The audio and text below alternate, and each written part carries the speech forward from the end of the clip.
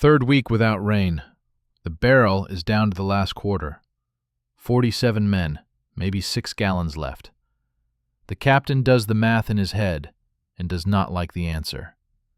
He posts a guard on the water cask, armed, orders to shoot anyone who approaches without permission, because he knows what happens next. He has seen it before. Men start looking at each other differently, calculating, wondering who might not make it to the next island, wondering if that would free up a ration or two. The Caribbean sun does not care about your problems. It beats down at 95 degrees, humidity so thick you could wring it from the air. Sweat pours off every man on deck. Salt crusts on their skin, their bodies losing water faster than they can replace it. And all around them, in every direction, nothing but ocean. Millions of gallons of water, enough to drown in. Not a single drop they can drink. Watch until the end, and you will learn how pirates turned this death sentence into survival. How they built chemistry labs on wooden ships. How silver coins saved more lives than silver bullets. And why the barrel that held your water might kill you faster than the sea itself. This is the story of liquid gold, the substance pirates valued more than any treasure they ever stole. Here is what most people do not understand about thirst. Hunger takes weeks to kill you. A healthy man can survive 30 days without food, maybe longer. Your body has reserves. It starts burning fat, then muscle.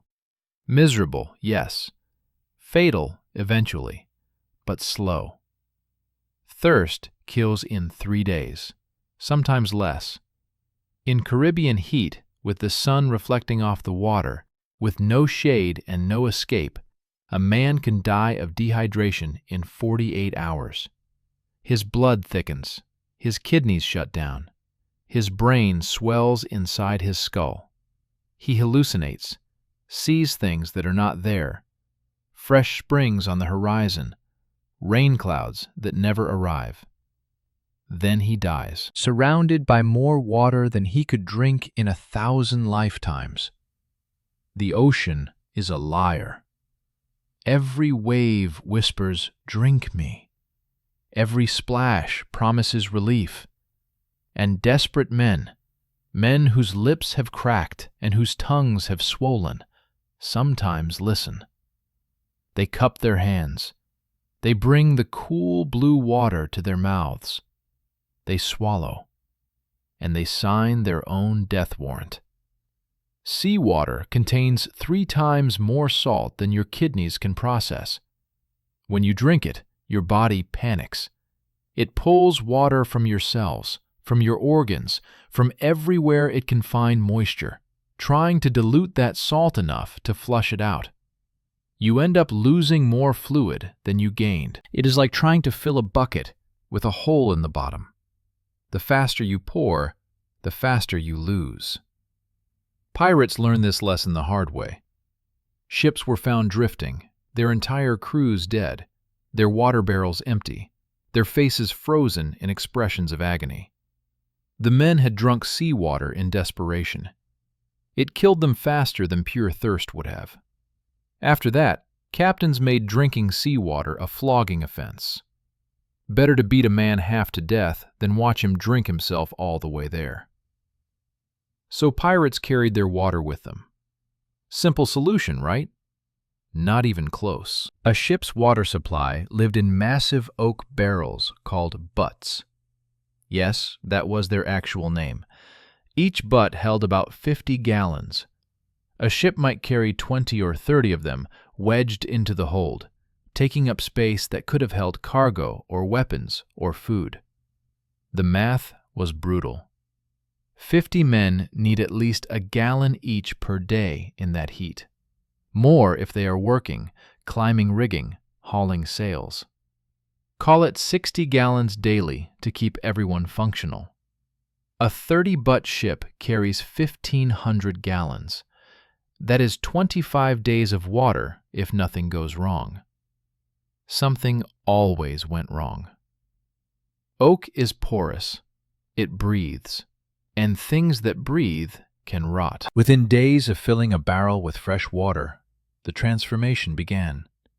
The wood itself started breaking down, releasing compounds into the liquid. Algae found purchase in the darkness, bacteria threw parties. The water turned cloudy, then green. Then it started to smell. Picture it. You are dying of thirst. Your throat is raw. Your head pounds. Someone hands you a cup of what used to be water.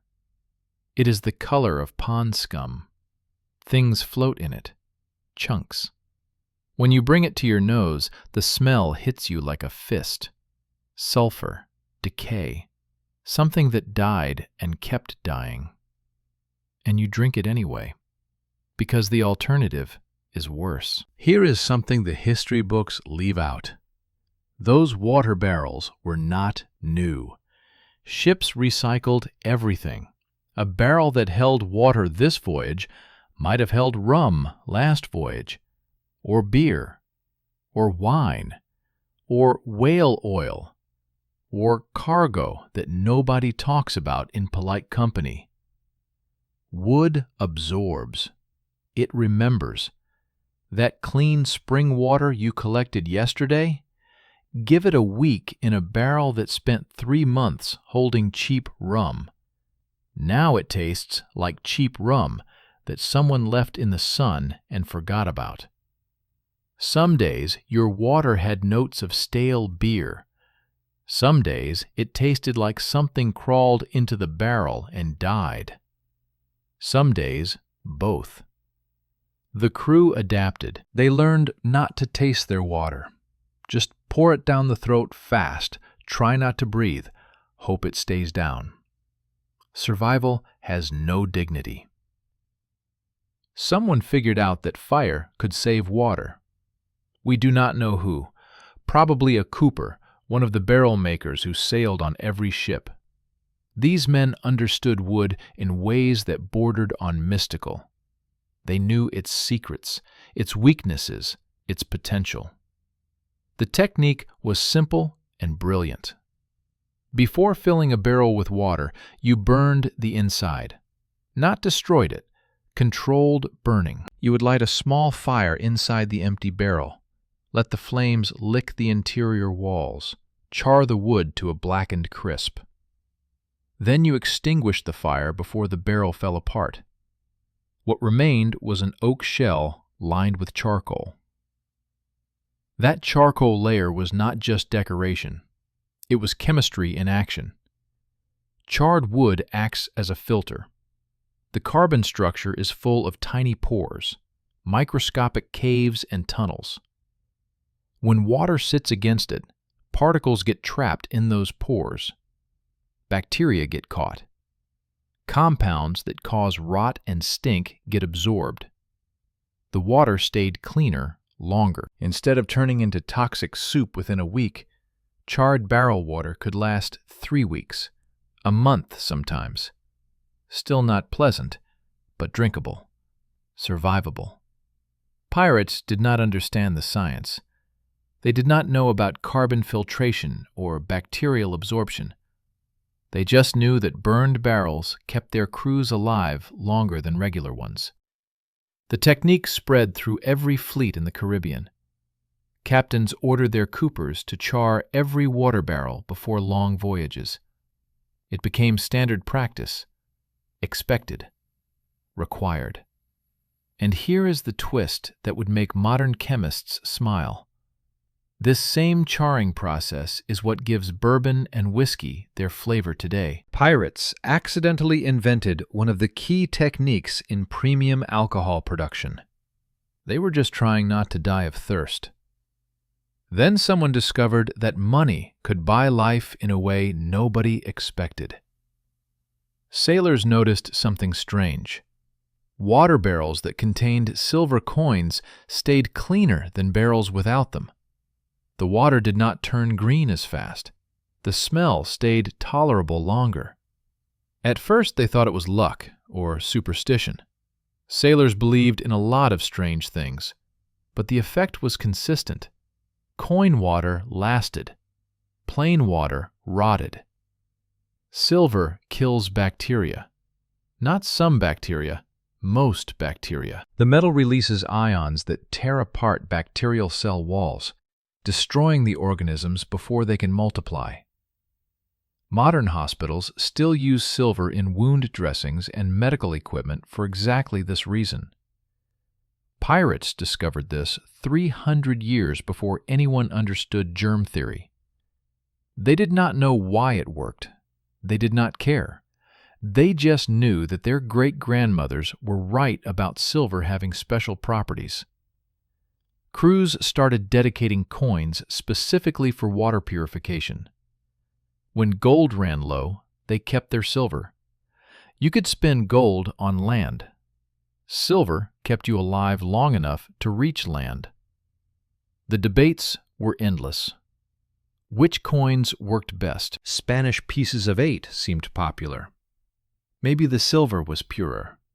Maybe it was just pirate psychology, preferring the coins they stole most often.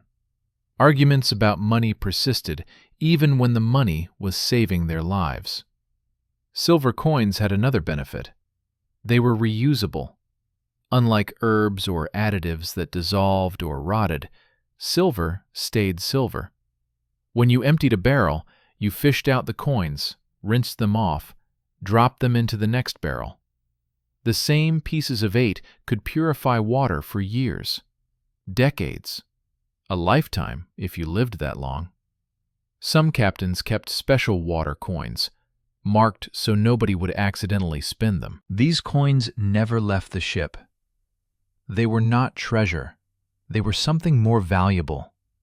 They were the difference between reaching port and becoming another ghost ship drifting on empty seas. For the most desperate situations, pirates had one more trick. They could make fresh water from salt water. Distillation.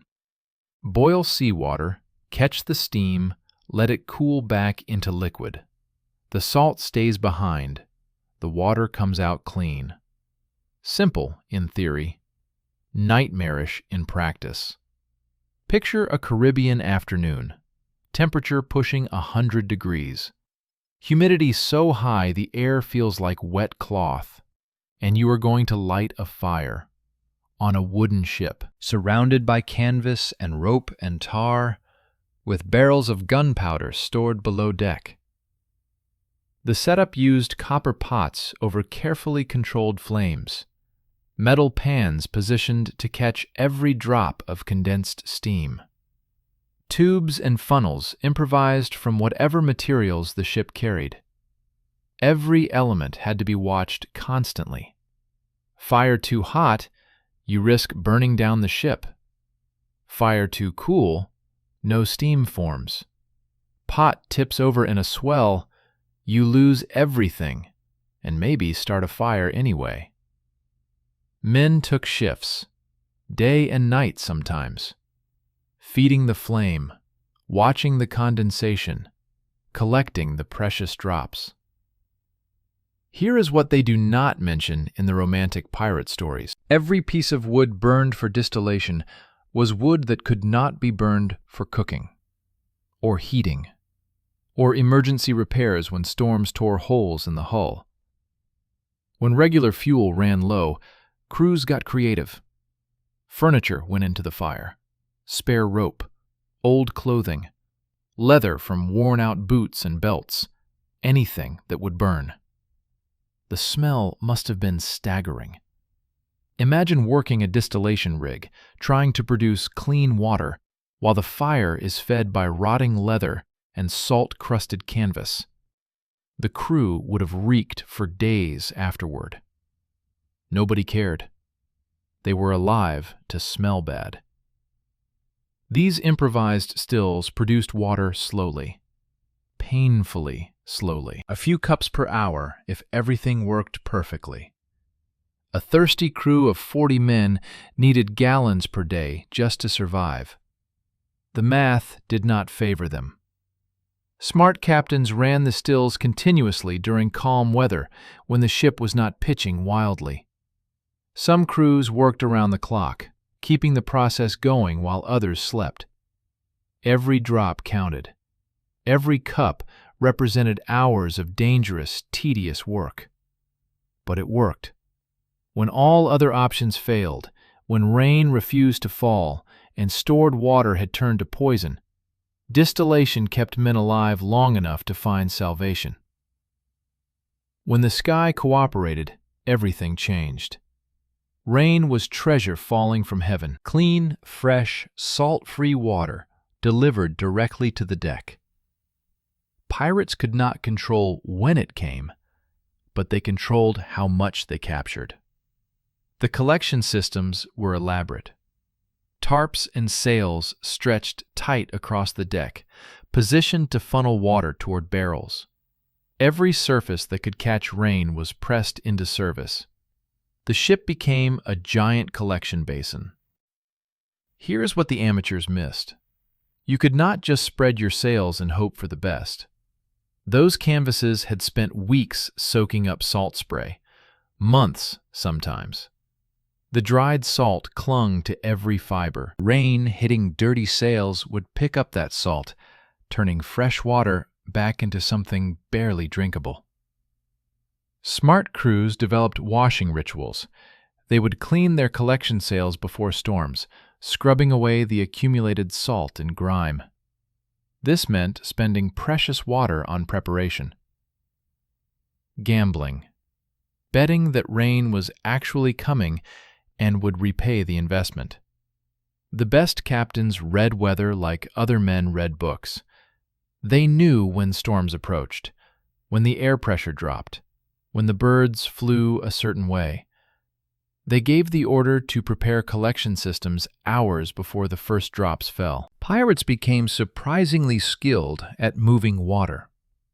They carved channels from wood scraps, built funnels from folded metal, created spouts from hollowed bamboo found on island stops. The goal was efficiency. Every drop that hit canvas should end up in a barrel. Anything lost to the deck was wasted. Some crews built permanent collection systems, networks of troughs and gutters ready to deploy at the first sign of rain. These ships could capture dozens of gallons during a single storm, enough to last weeks. Others were less prepared.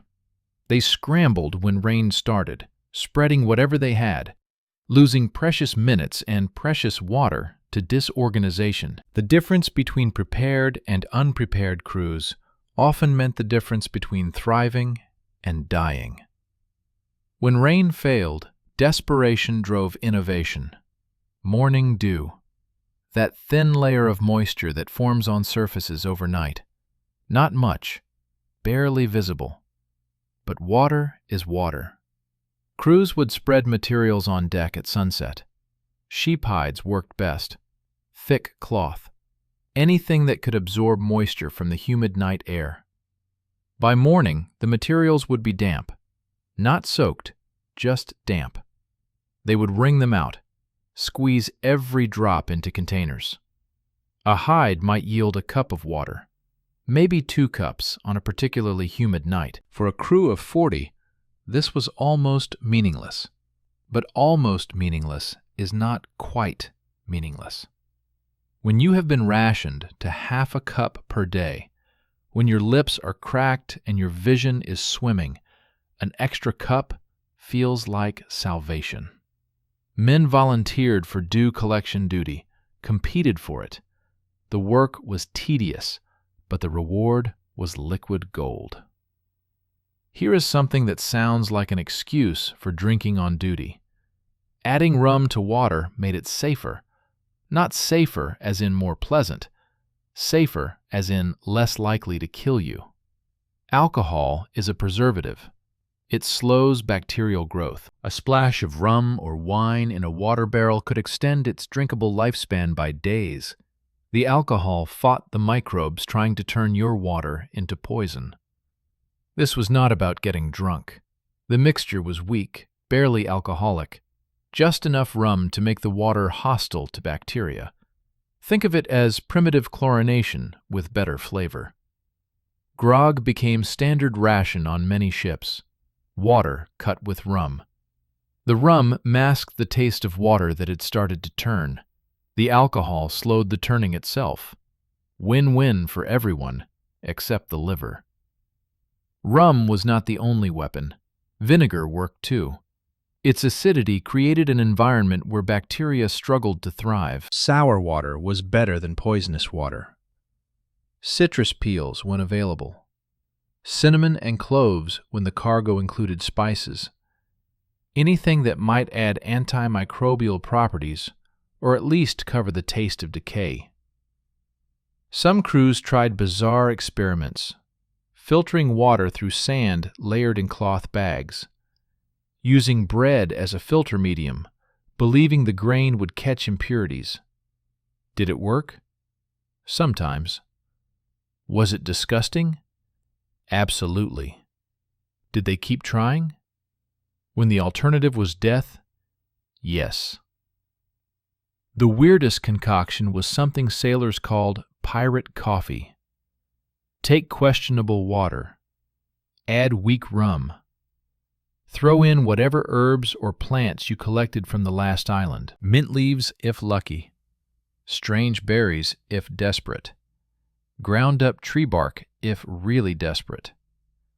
Boil it all together into something that might charitably be called a beverage. It tasted terrible. The herbs rarely masked the underlying funk of water gone bad. But it was hot, which helped psychologically. And it was wet, which helped physically. Men drank it, grimaced, and asked for more. Every experiment ended with survival. Some crews tried using lead pipes or lead-lined pots for their water systems. Lead seemed perfect, durable, easy to shape, did not rust in salt air. What nobody understood was that lead leaches into water slowly, invisibly, tasteless, and lead is poison. The symptoms came gradually, fatigue first, then stomach cramps, then confusion.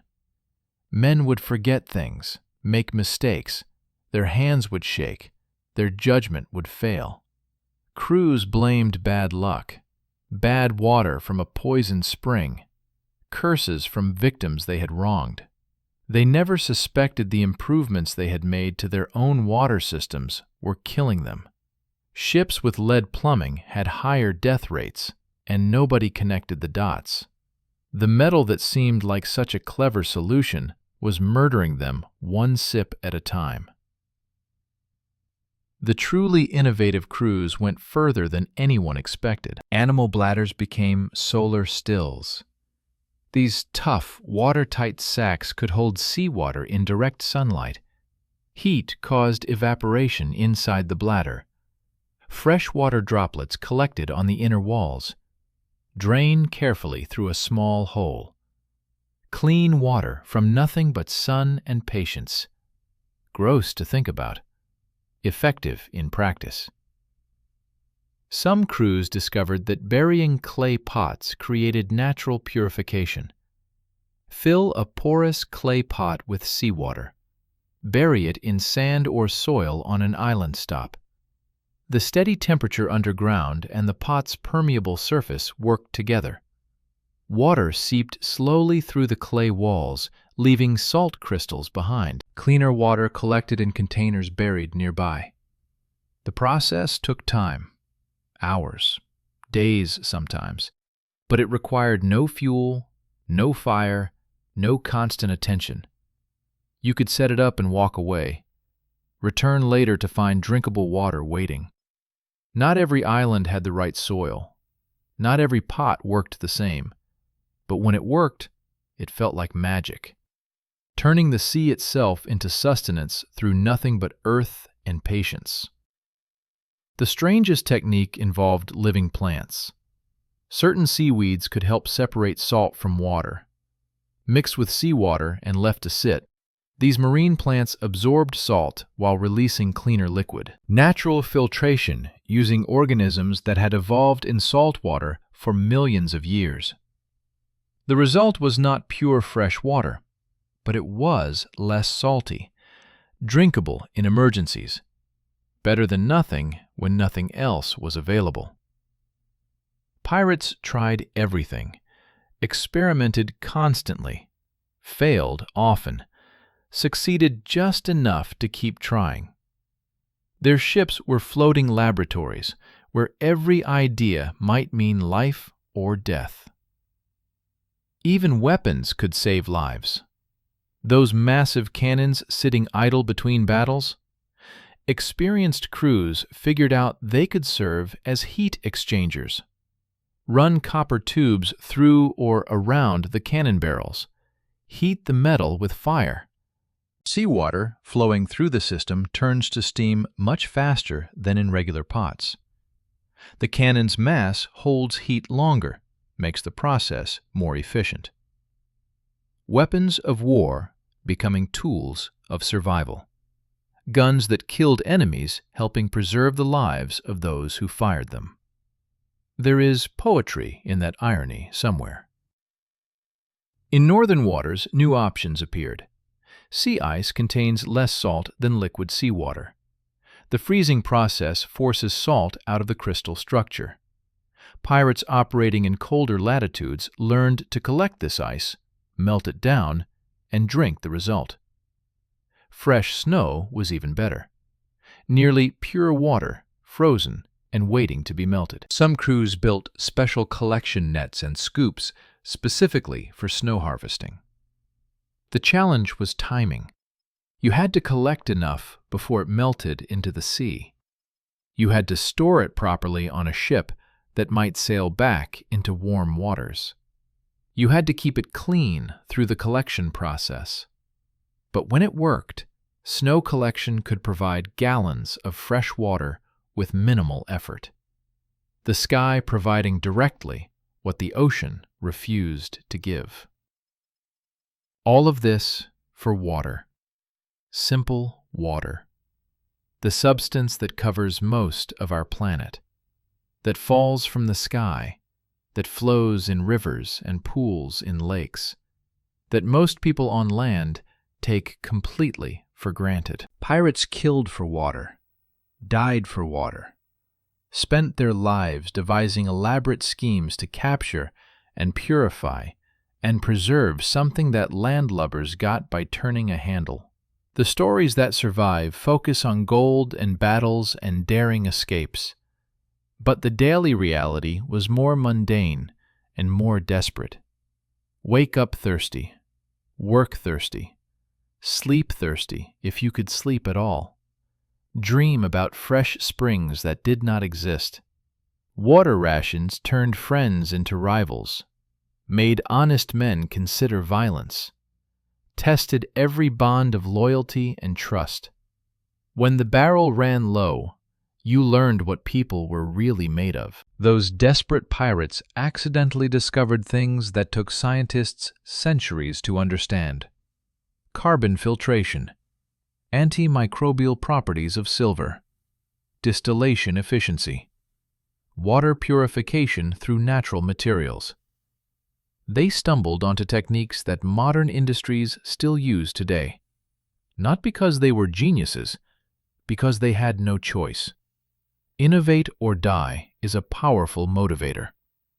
When every experiment might save your life or end it, you pay attention to results. The charred barrels became bourbon aging techniques. The silver coins became medical treatments. The distillation rigs became industrial processes. The rain collection systems became engineering blueprints. Pirates gave us more than buried treasure and romantic stories. They gave us survival knowledge, written in the suffering of men who learned it the hard way. Next time you turn on a faucet, think about this. Think about men who would have killed for what you waste without noticing, who developed elaborate technologies just to get one clean cup, who measured their lives in gallons and prayed for rain. The ocean is beautiful from shore. Postcards show it calm and blue and inviting. But sailors knew the truth. All that water, and you cannot drink a drop. The most abundant substance on Earth, and it will kill you faster than poison. Pirates solved this problem with ingenuity and desperation, and more failures than anyone recorded. They made floating laboratories of their ships. They experimented with their lives as the stakes. And they survived. Not all of them. Not most of them. But enough to pass down what they learned. Enough to make the next voyage slightly less deadly. Enough to prove that human creativity can overcome almost anything when the alternative is death. So that is the secret history of pirate water. The chemistry labs on wooden ships. The silver coins saving lives. The charred barrels that accidentally invented bourbon. Hit the like button if you will never complain about tap water again. Write in the comments what pirate water technique surprised you most. The animal bladder solar stills? The cannon distillation rigs? The seaweed filters? I want to know which one made you most grateful for modern plumbing. And subscribe to Tales of High Seas. Otherwise, the ghost of a dehydrated pirate will visit your bathroom tonight. He will watch you brush your teeth with running water. He will stare as you flush the toilet. He will calculate how many days his crew could have survived on what you just wasted. Then he will haunt your shower head specifically. Every time you stand under hot, clean water for more than 3 minutes, you will feel him judging you. Just subscribe. It is easier than being guilt-tripped by a dead sailor who spent his life dreaming of what you have every morning.